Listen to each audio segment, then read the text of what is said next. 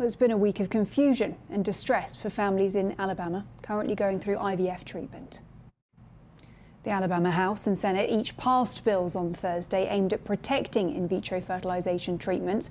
Lawmakers said that the bills were a temporary fix to get IVF clinics to reopen right away and still have to be signed off on by the governor. Well, it follows an unprecedented state Supreme Court ruling that said that frozen embryos are children and those who destroy them can be held liable for wrongful death.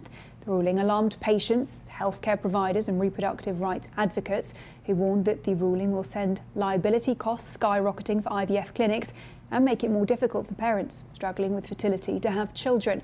So far, at least 16 states have introduced fetal personhood bills, which could impact access to IVF treatments.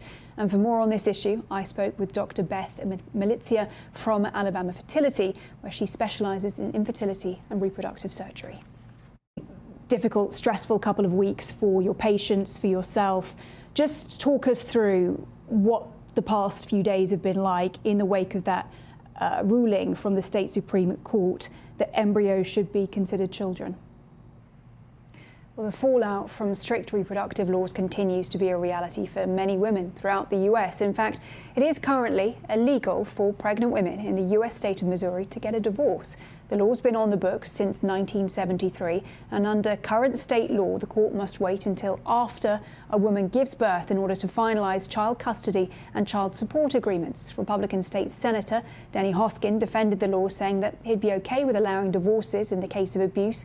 He would not support allowing divorce during pregnancy, telling the Kansas City Star, quote, "Just because the husband and wife are not getting along, I would not consider that that would be a good reason to get divorced during a pregnancy." Well, 3 other states, Texas, Arizona and Arkansas, have similar laws, though when it comes to domestic violence, there are exceptions.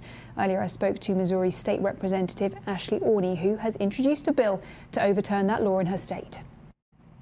Well, let's put all of this into context globally then, because currently 40% of women around the world live under restrictive abortion laws. But the US is among only 4 countries that have decreased abortion access since 1994. That's according to the Council on Foreign Relations.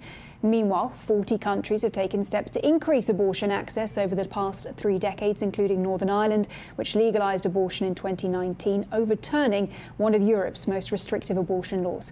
A Kenya court expanded its abortion exception to include cases of rape in 2019. Kenya also allows women to obtain the procedure in emergency cases or instances where the health of the mother is at risk. While in Russia, authorities are limiting access to abortions in an attempt to confront the country's long-standing demographic crisis. Well, before we go, this week the French Senate voted overwhelmingly to approve a bill that would see it become the first country in the world to enshrine abortion as a constitutional right. Well, I'll have more world news for you in 30 minutes' time. Stay with us if you can. Bye for now. Live from Washington, this is BBC News. All from our team in Washington, thanks for your company. I'm Helena Humphrey.